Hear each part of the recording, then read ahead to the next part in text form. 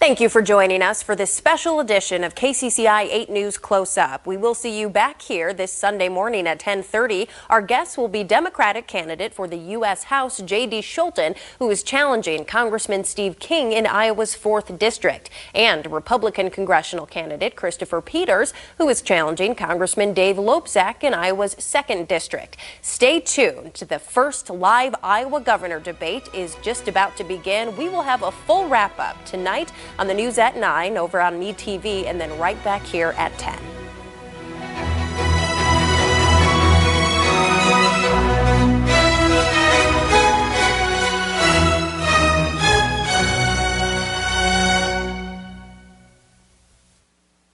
%40 of food in America never gets eaten. When we start to think differently about our food, we can get a lot more.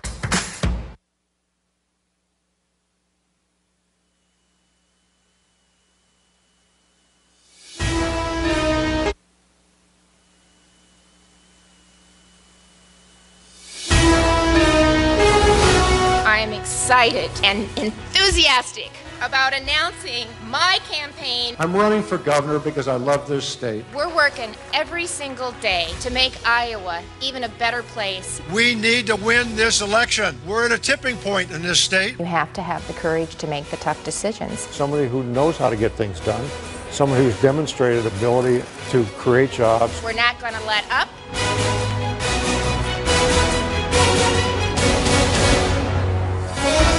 This is a special presentation from KCCI and the Des Moines Register. Commitment 2018, Iowa Governor Debate, live from the DMACC Ankeney campus. Good evening, everyone, and welcome to the first Iowa Governor Debate. I'm Steve Karlin from KCCI. And I'm Kathie Obradovich from the Des Moines Register. We'd also like to welcome our listeners from Iowa Public Radio, broadcasting our debate statewide. We'll be asking a mix of questions on the issues Iowans care most about. Let's start by introducing our two candidates tonight. Governor Kim Reynolds is a Republican who has held the state's highest office since 2017. She was lieutenant governor for Terry Branstad when he became the U.S. ambassador to China. She is the first female governor of Iowa and the 43rd governor of our state. Fred Hubbell is a Democrat and well-known businessman. He was chairman of Yonkers, president of Equitable of Iowa, and was appointed by Governor Culver in 2009 as acting director to the Department of Economic Development. Let's give both of our candidates a warm round of applause. We appreciate you being here tonight.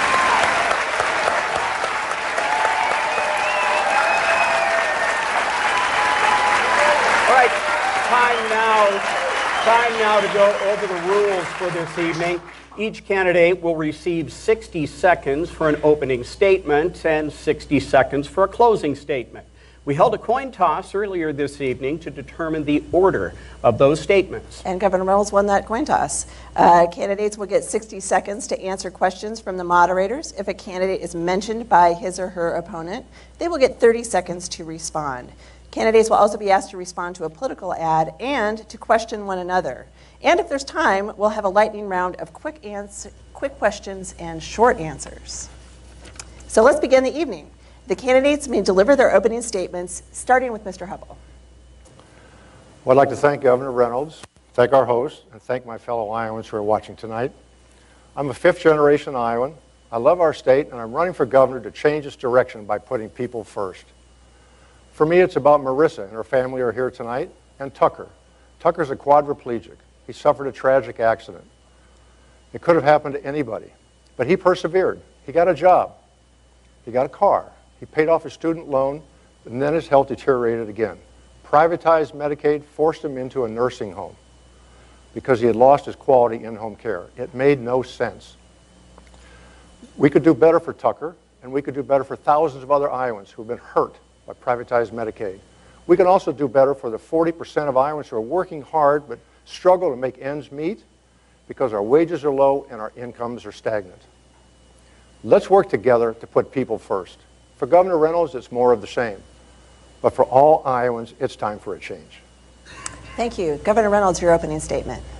Well, welcome, and I want to thank KCCI and the Des Moines Register for hosting tonight's debate. And Fred, I look forward to the discussion.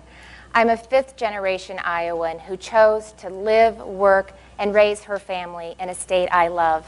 A state where if you work hard and dream big, anything is possible.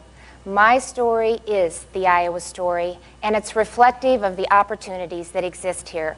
We're a small-town girl, daughter of a factory worker and farmer who waited tables, checked groceries, and never gave up on her dream of getting her college degree. I understand the challenges that everyday Iowans face because I've faced them myself. And that's why, as governor, I focused on cutting taxes, growing jobs and wages and opportunities, investing in education and training Iowans, and finding solutions for Iowans who faced healthcare needs. Iowa is working. U.S. News and World Report says we're #1, but I say we're just getting started. All right, thank you both very much for your opening statements. Let's get right to the questions. To kick things off, Governor Reynolds, what is the biggest problem in Iowa that you would like to fix? Well, we're a state where we're seeing our economy grow and wages are rising. We've had 3 straight quarters of income growth, last quarter of 17, first 2 quarters of 18. As I talk to job creators and businesses across the state, they tell me without hesitation, business has never been better, they're optimistic about the future, they just need workforce. So our biggest barrier to economic growth is people, and helping people get the skills to fill the jobs that are available today and tomorrow. And that's what we're working on every single day. Mr. Hubbell, same question to you. What is the biggest problem in Iowa that you would like to fix? Well, I think we need to look behind the numbers that the governor talks about, because when you actually look what's going on in our state, when I'm traveling around Iowa, which I've been to all 99 counties many times, and when I talk to a woman, Tammy, in Iowa City with her son, Cole, with mental health problems, and his life is threatened every day by Medicaid privatization. When I travel to Owine, and a woman there who's a school teacher tells me that she opens her school books, that they're 10 or 12 years old, and the pages are falling out. There's no money for new ones. And when I talk to providers of Medicaid privatization, they're being driven out of business because they're not being paid properly by the MCOs. So the problem we have in Iowa is to create more opportunity. We need to create opportunity for all Iowans, not just some Iowans. To do that, we need to have fiscal responsibility in our government with the right priorities of improving education, improving health care, and improving opportunities for Iowans to make more income. All right, Mr. Hubbell, let's talk about. I'm sorry. You answered the question. He responded. Do you want a second response? Well, I think the economy is growing, and I'm proud of the investment that we've made in K-12 education. We're 4th highest in the country. We're 8th in teacher salaries. The teacher leadership and compensation reform that we passed in 2013. We have an economy that's growing. Our budget is balanced. Our rainy day fund is full, and we have a surplus of $127 million. So our budget is balanced. In fact, the Iowa Business Council said that this is the best they've seen the economy in the last 10 years. That's an economy that's growing. Mr. Hubbell, I'll give you a chance to respond to that with the next question, which is about money. You criticized the $2 billion tax cut approved this year, but you've stopped short of saying you would repeal it. Would you support any additional tax cuts, or would you roll back some of the cuts approved this year? Well, what I support is a tax break for middle-class Iowans and lower-income families in our state, because they're getting left behind. According to the United Way's, all across our state, they do a study every 2 years. The most recent one showed that almost 40% of Iowans who work can't even pay for their food, shelter, and clothing. 40%. 2 years ago, that was 28%. So that's a lot of people who aren't benefiting from all these big numbers that the governor talks about. What we need to do is have tax policy that actually uses the money that the state collects in tax revenues to give out in credits and exemptions, deductions that create value for our state. We identified back in 2009 a tax credit review panel, over $100 million of wasteful tax giveaways. Those need to be stopped. We could use those to create opportunity for Iowans by prioritizing education and health care and infrastructure investments across our state. That's how you can get Iowa growing on a sustainable way, not on a temporary way. We've had big budget surplus now. There's much bigger than was anticipated. Just 3 or 4 months ago, we had a second massive mid-year budget cut. I don't think we know what's going on in our budget. It's going up and down all the time. All right, thank you. And Governor Reynolds, the 2018 tax cut focused on individual income taxes without significant changes to corporate taxation or adjustment to tax credits and exemptions. Will you propose additional tax cuts in 2019? And if so, whose taxes will you cut? What, if any, credits would you eliminate? We're focused on reducing taxes, and I know what it means to try to struggle to make ends meet. When Kevin and I was raising our family, he worked days and I worked nights so that we could have enough money to make to budget the balance. And so that's why I'm focused on reducing taxes. Fred wants to raise taxes. In his own words, he said he would have repealed the tax cuts that we passed this last legislative session. We focused on individual tax cuts, and I said, we're not done. We're going to come back next year. We're going to take a look holistically at the tax credits, and then we're going to take a look at the corporate tax funds. We're the highest in the nation. We can do better if we want to be competitive and help business and industry invest, expand, and grow in the state of Iowa. But I believe that Iowans should be keeping more of their hard-earned money. And in 2019, virtually every single Iowan will see their taxes go down. A response, but a quick follow-up. If you do further cut taxes, would you also cut spending? And if so, what would you cut? When we cut taxes last year, we did it in a fiscally responsible way. We did it while maintaining our priorities of education, healthcare, and public safety. We also were financially responsible when we did it because we were monitoring what was happening with trade. And we wanted to make sure that we wouldn't have to reverse it and increase taxes. So we put triggers in place that have benchmarks that we had to meet before we would implement the tax cuts. So we did it in a fiscally responsible manner. We did it while maintaining our priorities, and that's the same philosophy that we'll take moving forward next year. Mr. Hubbell, she mentioned you. What's your response?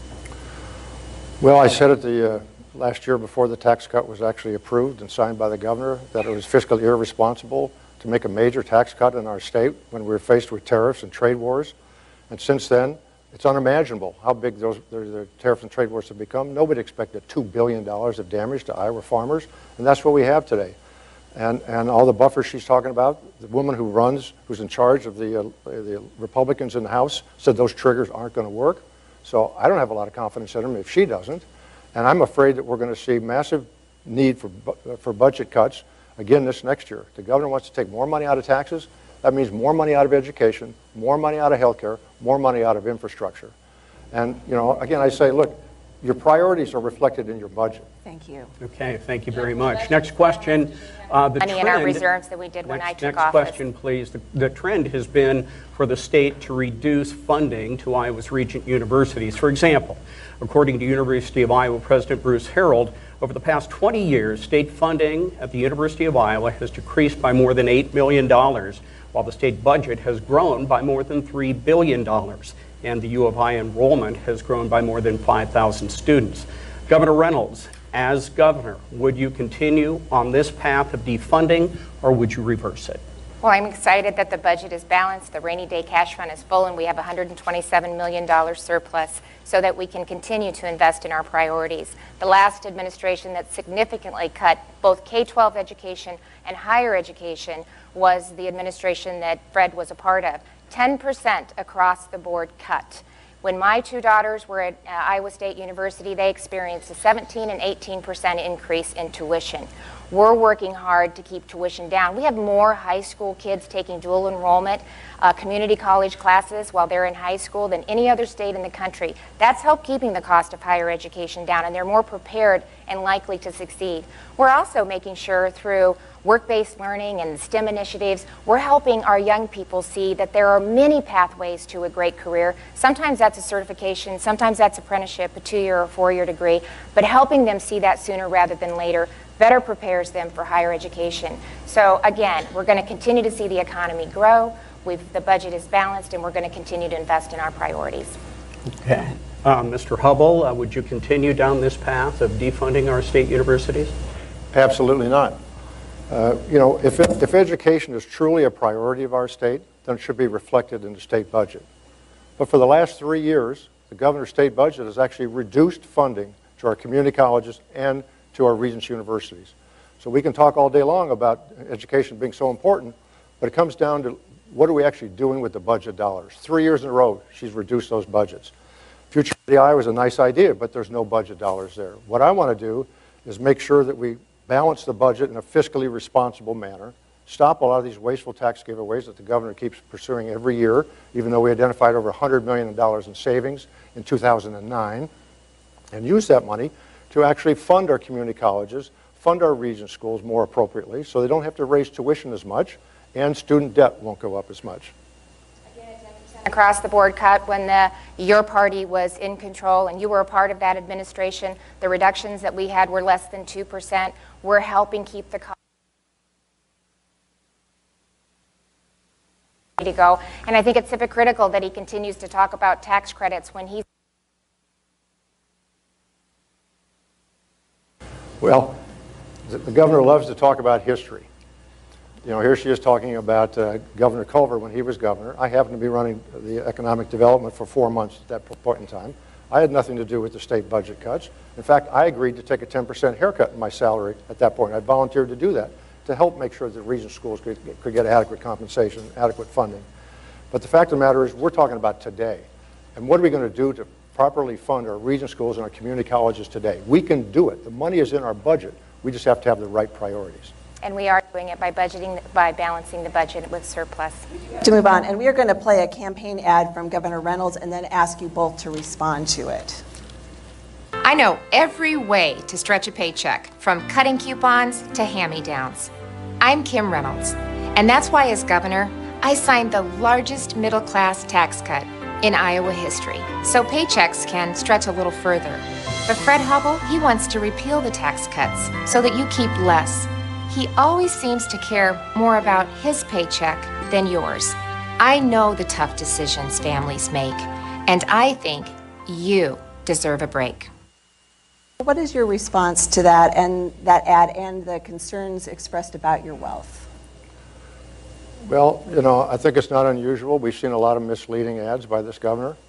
This is just another one. I'm in favor of a middle-class tax cut and a tax break for low-income Iowans. They deserve it and they need it. And the tax cut that she's so excited about moves almost all the money to wealthy families, wealthy individuals, and big companies.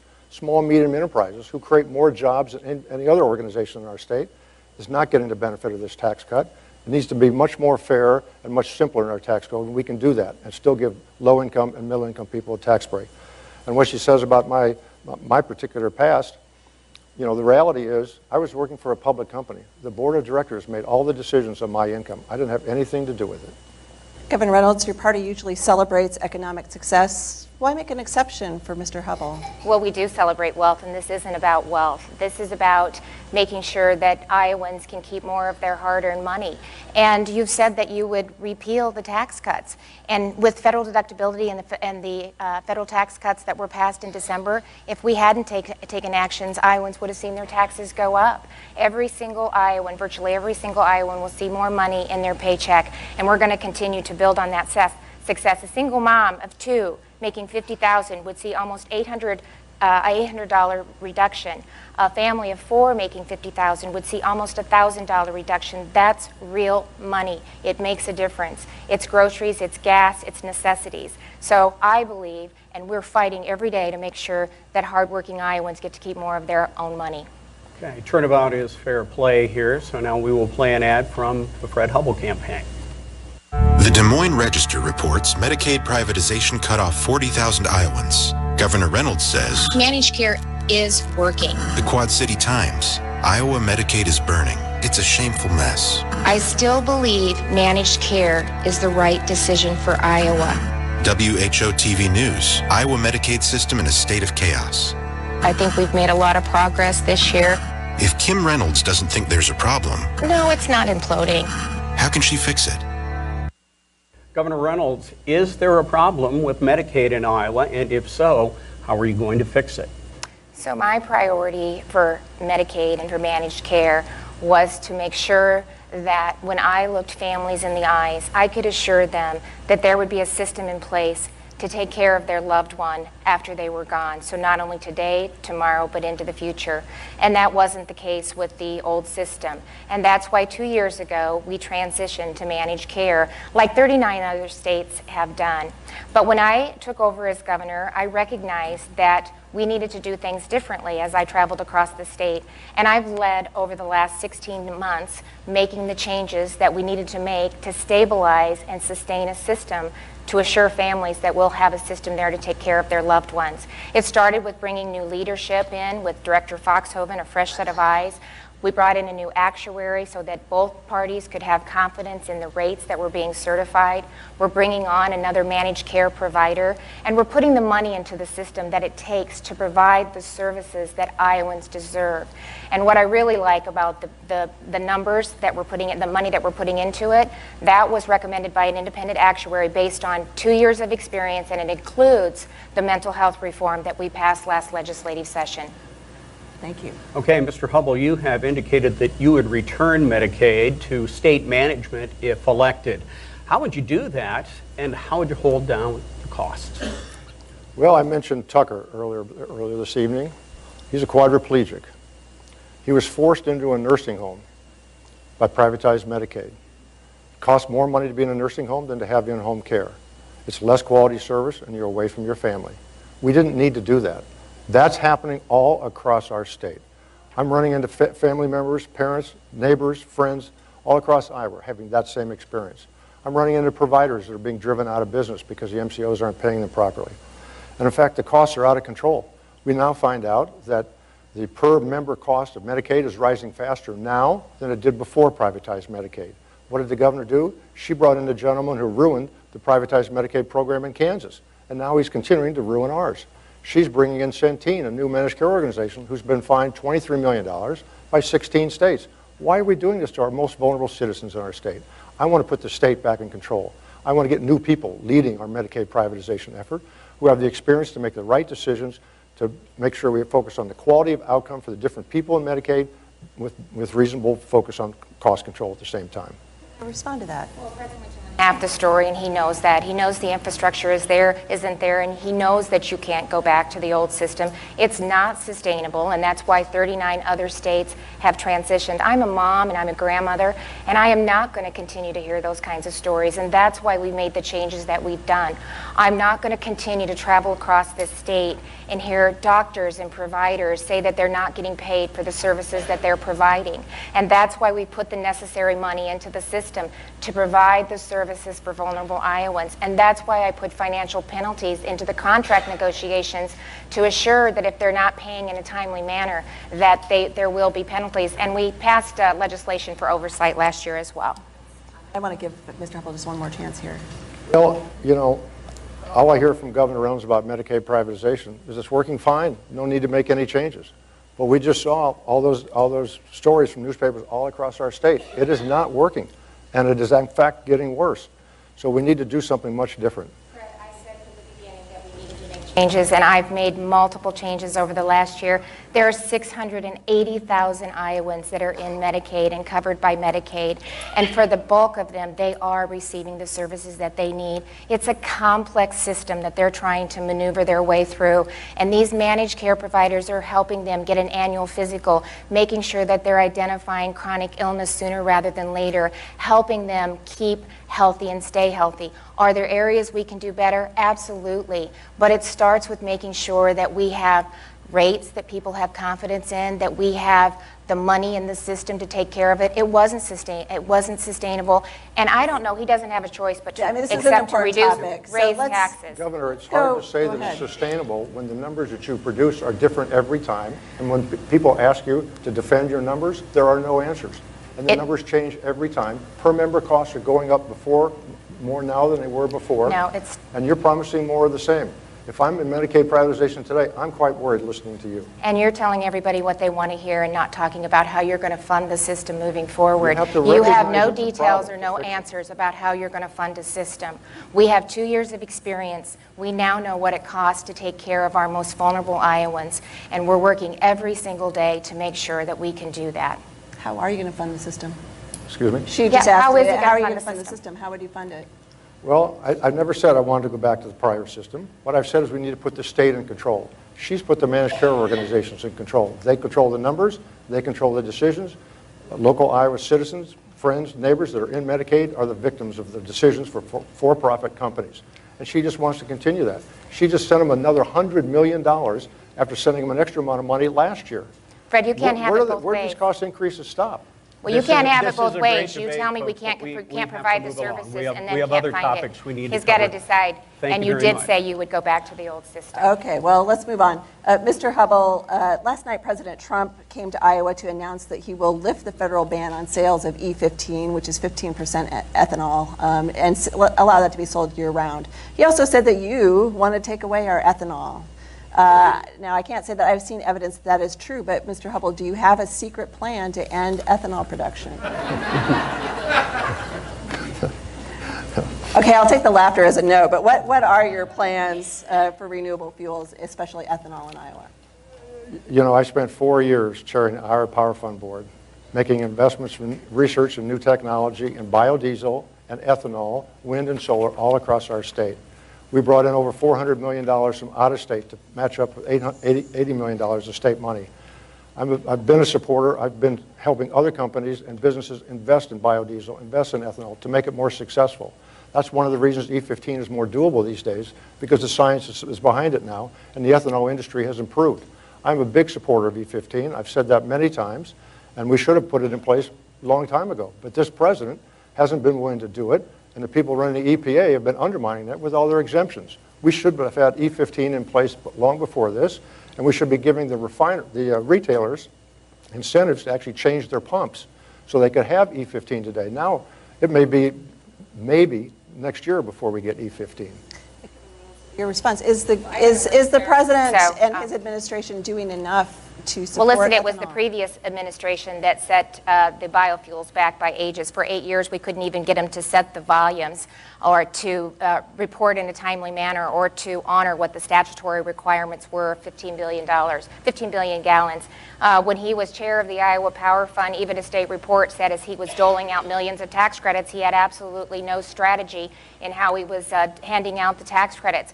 And you've bankrolled groups like the Sierra Club and the Environmental Commission that are against the renewable fuels, biofuels. So, I mean, we don't know to the extent because you're not releasing your taxes, but we do know that you have put money into organizations that are not supportive of the biofuels and E15. Haven't you spent most of the year trying to get President Trump to honor his commitments on the renewable fuels And he standard? did it. This is the first president that finally did it. It's done. We have a commitment for E15 year-round. He has asked the EPA to start the rulemaking process. So it's done. We have been talking about this for a long time. We worked with the previous administration to get them to just set the volumes in a timely manner so that we could continue to drive next generation of renewable fuels. They were impacting our ability to grow and expand and to really support a robust renewable fuel standard. Well, she did mention you. You can have a response as well. Well, I've tried to be pretty clear. I want to be the governor for all Iowans, not Republicans, not Democrats, but all Iowans.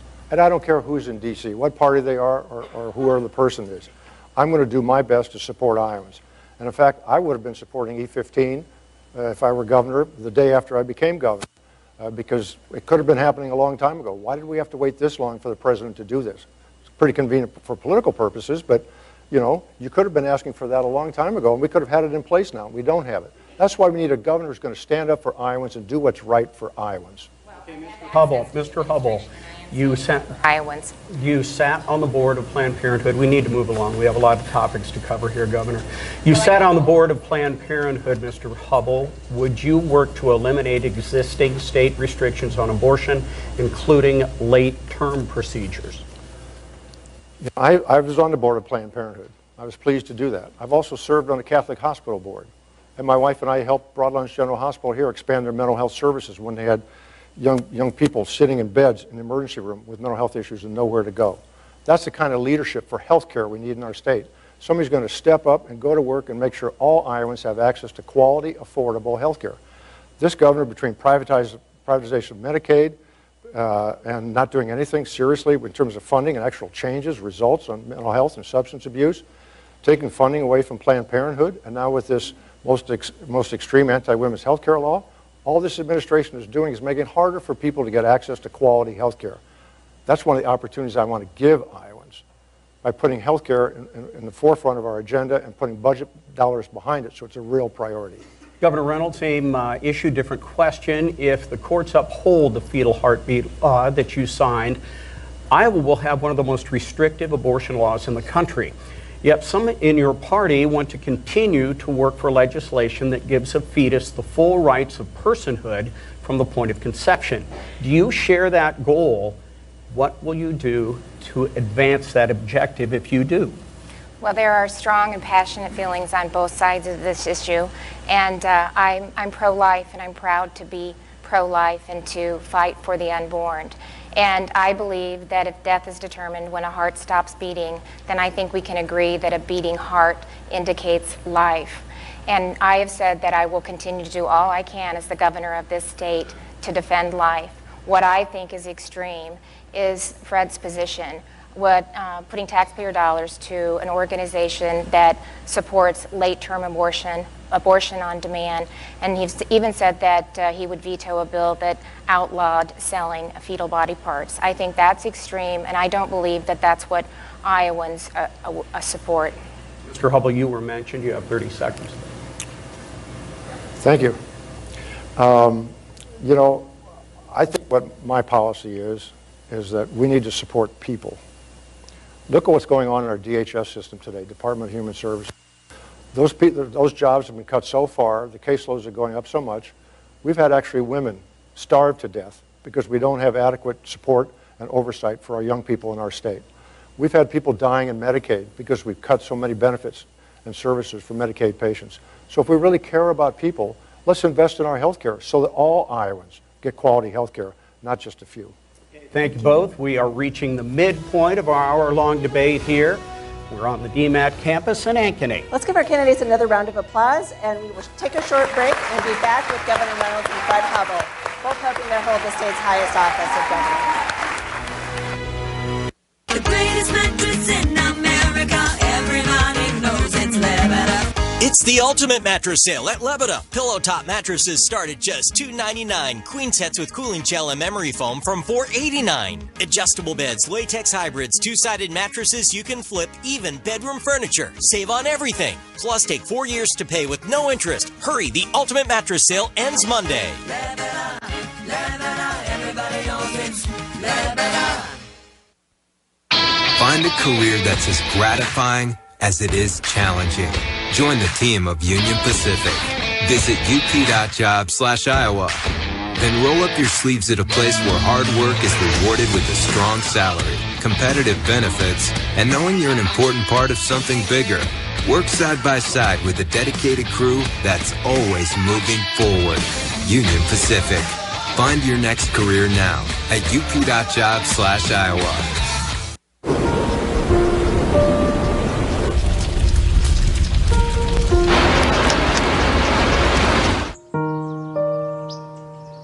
Don't wait. Communicate. Make your emergency plan today. Welcome back to our Commitment 2018 coverage, the Iowa Welcome back to our Commitment 2018 coverage, the Iowa Governor Debate. We are live on the campus of DMAC College in Ankeney, and this is a special presentation of KCCI and the Des Moines Register. It's also broadcast statewide over Iowa Public Radio. We've asked a few questions of you both so far this evening, but now it's your turn. The candidates will be questioning one another, and we're going to start with Mr. Hubbell. What question would you like to ask Governor Reynolds? Thank you. You have 30 seconds, by the way, and then you'll have 60 seconds to respond. So. You know, Governor, we all know from traveling around the state and hearing, just listening to Iowans, that Medicaid privatization is a disaster. And yet, you just gave $100 million to the managed care organizations to buttress their bottom line so they can continue taking benefits and services away from our fellow Iowans. And at the same time, just 2 days before you gave them the $100 million, you took a big contribution from one of those companies. Will you pledge tonight to stop accepting campaign contributions from these MCOs, which are causing so much harm in our state? And I wasn't the only one that accepted contributions. And I want to reiterate again that the money that we put in the system was recommended by an independent audit, an independent actuary firm. It has to go through the Department of Human Services, and then it has to be passed by CMS, the federal agency. It's based on 2 years experience. It's what it cost for us to make sure that Iowans get the services that you're talking about and they need. And it's the right thing and it's the right decision to make. So I'm basing my decisions and the money that we put into the system based on what an independent actuary said we should put into it. Continue to take contributions from the managed care organizations? I'm transparent with the contributions that I'm taking. Why don't you release your tax statements so Iowans can see maybe what you're hiding or what you're embarrassed of? Governor, is that your question for Mr. Hubbell tonight? No. It's my answer. Okay. Part of my answer. All right. What question do you have for Mr. Hubbell? Well, I've asked for President Trump to release his tax statements, tax returns, and the Senate Democrats and Leader Peterson sponsored a bill that would require President Trump to release 5 years of his tax returns. Do you support President Trump releasing 5 years of his tax returns? Governor, I'm running for governor of Iowa. I'm not running for anything else other than that. And I said before, I want to be the governor for all Iowans, regardless of who's in D.C., so they can make their own rules, and that's fine. Right here, we release the tax information with our total income, our deductions, our charitable contributions, and taxes paid. We've released all of our sources of income and our financial disclosure statement. All the information is out there. And by the way, you recently made the Bob Ray Day here in our state. And you might know that I did exactly the same thing that Bob Ray did in his tax release information. I released the same information the same way he did. So if he's good enough to get the Bob Ray Day from you, then what I did for taxes must be good enough too. 60% of your party is saying that they don't know why you're not releasing your tax returns. I would say that. Please. You guys have been doing so well. But please, 60% of Iowans say that you should release your tax returns. I don't know what you're embarrassed of or what you're hiding. You released yours for the time frame that you knew you were running for governor. Please, very quickly, Mr. Hubbell. You have a response. You know, I think the governor is questioning my motivation to run for governor. It's never been about the money. I've even offered to not be paid as governor because all I care about is the people of this state. I've been working for the last 30 years to support the quality of life and values that are important to Iowans and make this a special place. I wake up every morning thinking about how I can make our state and our community better. The only special interest I have is Iowans, and I'm going to work every day to help their lives be better and all of our communities be better. Okay, next topic. We'd like to move on. As state government continues to confront sexual harassment issues, how can you ensure that potential victims are heard and that the accused are not unfairly tarnished? Yeah. Well, we have an obligation to lead, and this isn't a partisan issue. And when I was sworn in as governor, I said it starts at the top, and it starts with changing the culture. And I said I have a zero tolerance policy, made sure that all of the individuals who work in state government know what that policy is and understand that if it's violated, they will be heard, and if they violate that policy, action will be taken. And I've done that. But it starts with changing the culture. And that's why when little girls come into my office, I make sure that they sit in my chair so that they know that they'll be heard, that they matter, that they can do or be anything that they want to be. And it's another reason, if you look at the faces of my directors of the various agencies, it's filled with strong women, both as agency leaders as well as judgeships. So it's about changing the culture, it's about making sure we have more women in leadership, and it's about making sure that people know they will be heard, and if the policy is violated, action will be taken. Same question to you, Mr. Hubbell. How can you ensure potential victims are heard and that the accused are not unfairly treated? Well, first of all, every person in our state deserves to be treated with equal respect and dignity. Every person. And if you're an elected official, you need to be held to the highest standard, with no exceptions.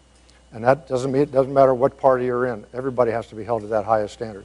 And one of the best ways to make that actually work on a day-to-day basis is to put in place a whistleblower process. All public companies already have that in place today. They're required to do that. State government should have a whistleblower process. So that somebody has a claim of sexual harassment or assault or fraud in the workplace or mismanagement of the state's resources, they can go outside their line of command. They don't have to go to their boss or HR. They go up with an 800 number that's anonymous and report it, that gets reviewed by an independent third party. Action is taken quickly, it's investigated, and results are done. That's what we need in state government, so we don't just have talk behind it. We give people an opportunity to make their grievance and get it addressed quickly. Okay. And Mr. Hubbell, next question about the state budget. The legislature had to cut spending mid-year in 2017 and again this year. But the state is also almost at full employment, running a larger than expected surplus. So is Iowa in good shape financially, or is it in bad shape? Well, I learned in both my private sector jobs and my public sector jobs that the headline numbers don't tell the story. You have to look behind the numbers to find out what's really causing the numbers to be what they are. Look at this budget surplus that we have. The governor was shocked by it. Her state administrators were shocked by it, and they can't explain why it's so big. And just a few months ago, they took $34 million out of the state budget, out of our colleges all across the state. They took away the Labor Center in Iowa City. You know, they took money away from our community colleges again. They cut funding from health care, from our judicial system, and now we have a budget surplus that is a complete surprise to everybody. People need and businesses need predictability, sustainability in a budget. If we have good fiscal management with the right priorities and you stay on top of those numbers day in, day out, then we can deliver predictable revenue budget management to all the people and all the businesses in our state so they can make the decisions they need to be successful in their lives. Are you saying it's in bad shape? What I'm saying is, look at the Medicaid numbers. Every time we get numbers, they're different. Costs are going up more than we thought. We just gave them another $100 million. The state budget is bigger than we thought. Question though, short answer, good shape or bad shape?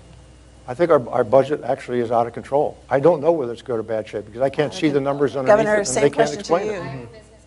Our 26th largest business across the state says the economy is the best it's been in 10 years. We have an economy that's growing. We have the second lowest unemployment rate in the country. Wages are rising, and that's why we're seeing more revenue in our budgets, because we're reducing taxes, and we're seeing incomes rising, and that's being reflected. For heaven's sakes, if you want to go back to the previous administration, when I took office in 2011, we were facing a $900 million deficit. They just did the crazy bonding scheme where they borrowed $700 million for iJobs that created no jobs, $600 million in interest that we're paying back, $55 million a year that could be going to education and health care that we're going to be paying back for the next 20 years, $55 million a year for the next 20 years. The budget is balanced. Our reserves are full. We have a surplus of $127 million. We get to have a different conversation next year because we're going to continue to see the economy grow, because we're going to continue to work so that Iowans can keep more of their hard-earned money. And if the budget is in bad shape, you said it's out of control, so what do you do to fix it? Well, in 2013, the governor seems to forget she had a $900 million surplus. It's all gone. She had to borrow $144 million last year. Yes, it's been paid back, but we've had 2 years of massive mid-year budget cuts. She was surprised last year when the deficit was $13 million. They thought that they wouldn't have a deficit, and they did. Now the budget surplus is a lot bigger than they expected. The fact is, we have very high underemployment in our state. Let's think about the people that are being impacted by this budget. 40% of the Iowans in our state are working, many multiple jobs, and they can't pay for their food, shelter, and clothing. One quick response. Because wages are low and incomes are stagnant. Sorry. First thing that he wants to do is raise taxes on hardworking Iowans. You said that you wouldn't support an affordable health care plan for Iowans who couldn't afford a 57% increase in premiums if they didn't qualify for the subsidies. This is, we are also Future Ready Iowa, and the STEM initiative and the work-based learning and the programs that we're putting in place, it's helping Iowans get the skills to fill the jobs that are available today. Over 66,000 jobs available all across our state right now. We have jobs looking for people, and this is about opportunities for Iowans, and that's why we're working every single day to make sure that Iowans can have the skills and match them up with a great job right here in the state of Iowa. 18 Future Ready Iowa Summits being held across the state because they know that this is an opportunity for their communities to become healthy and vibrant and growing, and for their citizens to have an opportunity to have a great job right there in their hometown. Okay, and we can... Iowa is only funded 5% You know, we've 5%? No. So it's 95% unfunded? Well, that's, you know, but that's what we're going to do next year. We had to put the infrastructure in place, working with the, well, Fred, you're just, you're promising everybody money, money, money, money, but you can't tell us how you're going to balance the budget. Your answer to everything is to put more money in it. And the only way that you're going to be able to do that, we don't get to print money in Iowa. We have to live within our budget. And the only way that you're going to be able to do that is to raise taxes.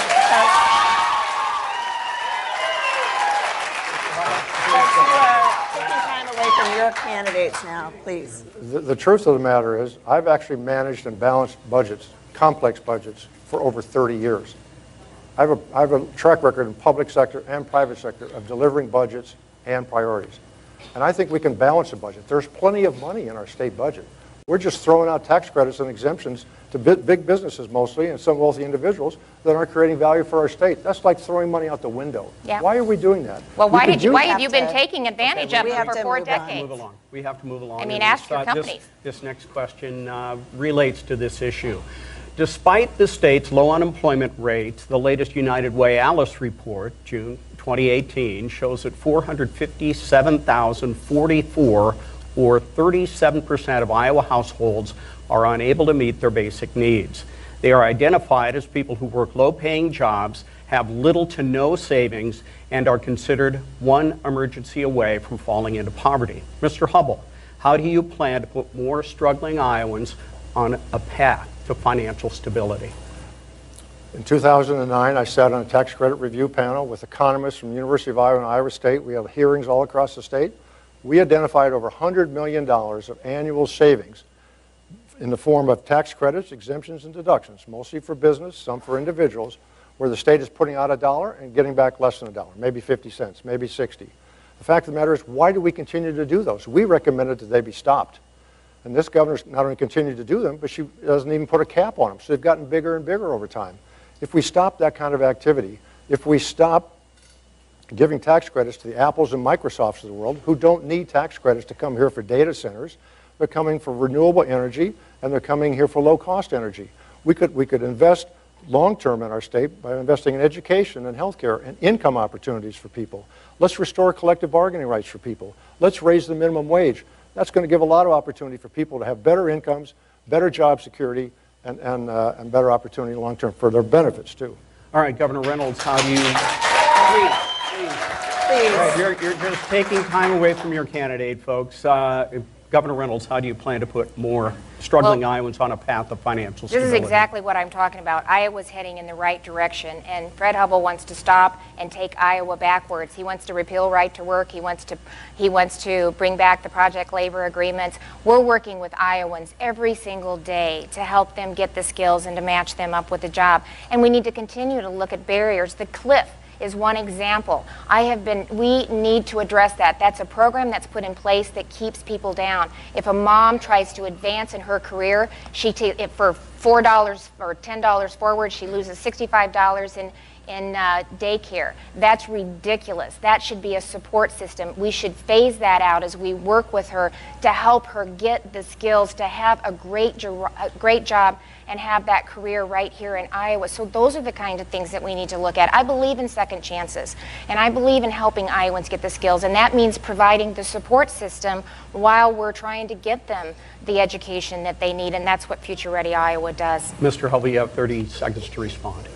You know, if we really want to support people, I actually agree the cliff is a problem in our state, but the reality is our cliff kicks in 145% of the federal level. The average around the country is 180%. We should raise the cliff threshold in our state to 180% and then make it gradual. That way, a lot of Iowans could receive their salary increases. I've sat on nonprofit boards where people had to refuse a salary increase because they would lose their child care advantage. That's not acceptable. We need to raise the cliff to start up to 180%. At the same time, we also need to recognize that let's restore voting rights for felons. That's 110,000 people in Iowa who are denied the opportunity once they've paid their dues and they've served their time. Let's give them an opportunity to be productive members of our society again. And that is time on that. Please, folks. We have a lot more debate to get through. Mr. Hubbell, would you try to roll back any of the expanded gun rights passed by the legislature, such as Stand Your Ground? I'm a big supporter of public safety, and in fact, that's one of the primary responsibilities of a governor, is making sure that people feel safe in their homes, in their communities, and on the streets. And this governor has cut public safety spending each of the last 2 years. And you know, my view is that I've been influenced by law enforcement. When I listen to county sheriffs across our state, we have several of them supporting our campaign because they know I listen to them and I learn from them about how we need to fund public safety. And I want to make sure that public safety includes gun safety. It's not about gun rights. It's not about gun control. It's about safety. When I talk to NRA members all across Iowa, the thing that they tell me is, look, I want to keep my guns, but I want to make sure we have more safety around guns in our state. And they've given me a lot of ideas on how to make guns more safe in our state, but still allow people to keep their guns. And I think that's where the focus should be, improving our gun safety. Just to be clear, would you roll back any of the expanded gun laws that were approved? Well, one of the ones I would want to focus on is we took away the rights of the local law enforcement to decide with their discretion whether somebody should get a permit or not. And in fact, local law enforcement said this is very important to us. We need this because we know better about whether somebody should get a license. Maybe they have a mental health issue or an anger management issue than somebody in the state house does. So I think that's a good idea. Let's let law enforcement do their jobs. That's what they're elected to do, and that's what they're paid to do. And Governor, would you support a further expansion of gun rights? There were some debated in the legislature last year, didn't quite make it through. Would you like to see those go forward? Well, I don't comment on a bill until I see it in its final form, but I am a staunch defender of the Second Amendment and for law-abiding citizens to be able to protect their rights to bear arms, and I am a staunch defender of that. To be clear, I'm not asking to comment on legislation, but would you like to see further expansion of gun rights? I'll be happy to take a look at it. Okay. And do you think that teachers in Iowa schools should be armed? You know, that's a local decision. It's already available with the existing laws, but I think that needs to be a local decision. But I think we need to be careful. We need to look at this from a holistic perspective. It's not just about the gun. It's about making sure that our schools are safe. I'm a grandmother and a mom, and my daughter is a teacher in the public school system, and we have every expectation when we drop our children off that we should be able to pick them up safely at the end of the day. And so we need to make sure that we're looking at mental health, that we're looking at the school safety. We passed legislation last year to make sure that our schools have a plan in place. Mr. Hubbell, armed teachers or not? Well, you know, the governor talks about safety in our schools, and she's a mother and a grandmother. I'm a grandfather and a father. We have children and grandchildren. But, you know, what does disturb me about gun safety is that we passed a law this last year in Iowa which allows people who run daycare centers, so they bring people in from outside their home to take care of their kids. We passed a law that allows them to keep loaded weapons in their house, unlocked. Now, I'm not against loaded weapons, but I am against not having them locked up when people are bringing their kids and leaving them at somebody's house to take care of their kids during the day. All right, Governor Reynolds, who in your party do you most disagree with? Please be specific.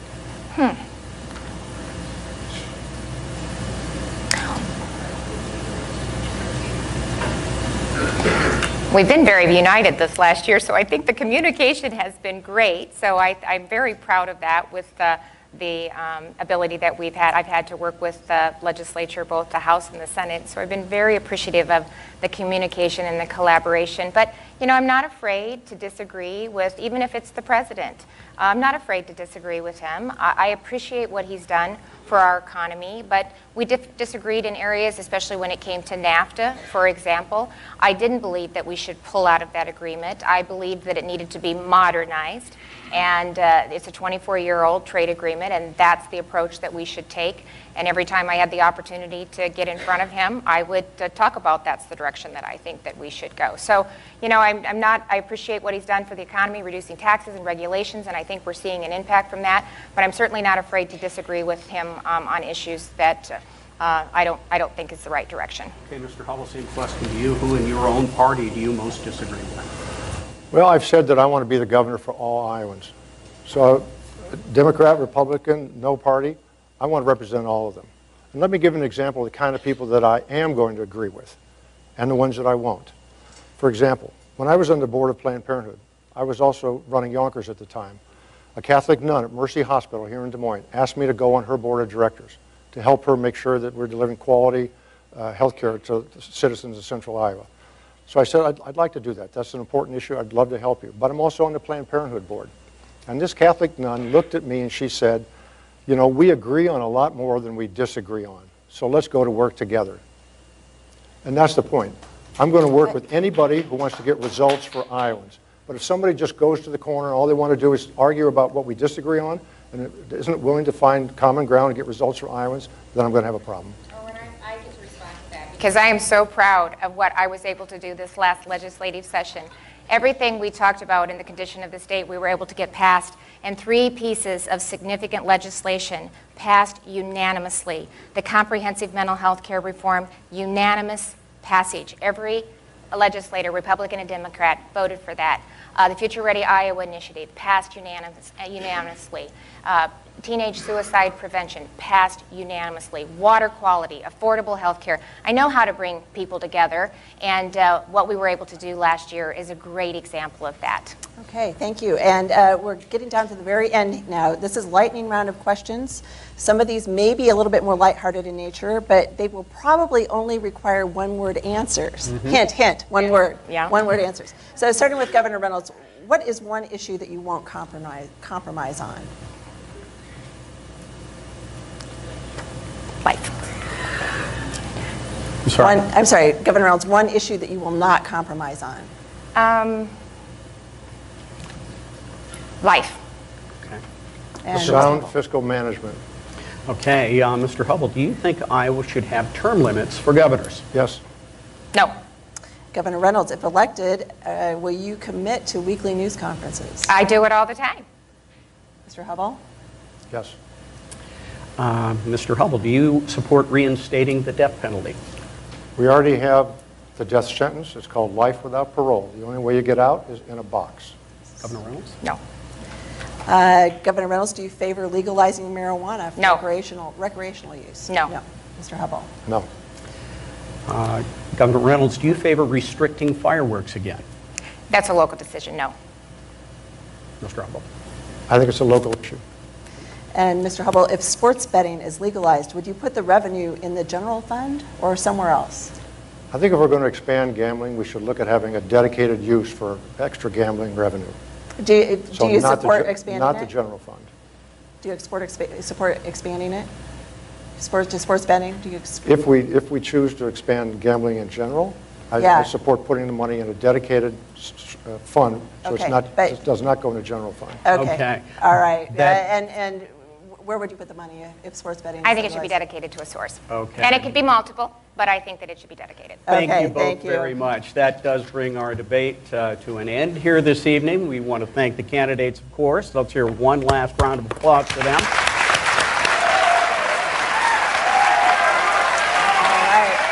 On behalf of KCCI and the Des Moines Register, thank you so much for watching, and thank you to our host for the evening, Dina.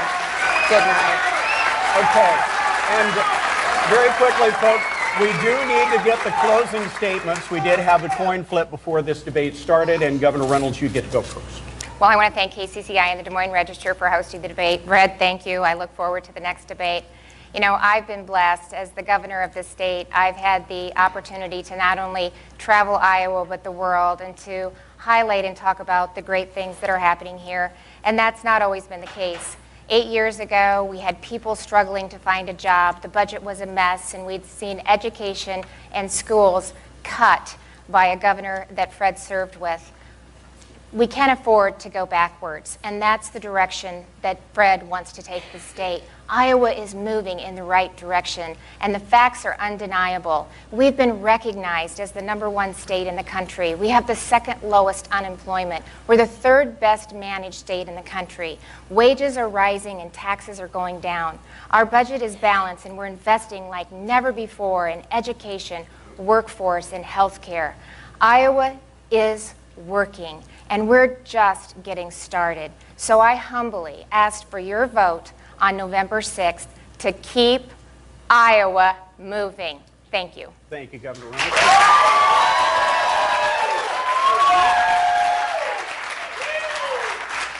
Floor is yours. Thank you. I'm a 5th-generation Iowan, and I've been listening to a lot of conversations tonight from Governor Reynolds and myself. You've heard plenty. But the fact is, she promises more of the same, and I promise to bring change. But beyond that, I want to share stories of why I'm here. I'm here because 30 years ago, my wife and I had a life-changing experience. We were on an airplane that got hijacked. We had guns pointed at us every day, and our lives were threatened every day. I sat on that plane for 13 days. My wife was on there for 6 days. Those last 7 days, all I did was sit there and think about what could I do differently if I got a second chance. I prayed about it. I thought about it. Since then, I've worked very hard to support the quality of life and the values that make Iowa a special place. Every morning, I wake up with that memory. And every morning, I also wake up motivated to make our state better and our communities better. But I'm terribly concerned about the direction of our state. Governor Reynolds and I have very different priorities. We need change. I ask for your vote on November 6th. Okay, Mr. Hubbell, thank you very much.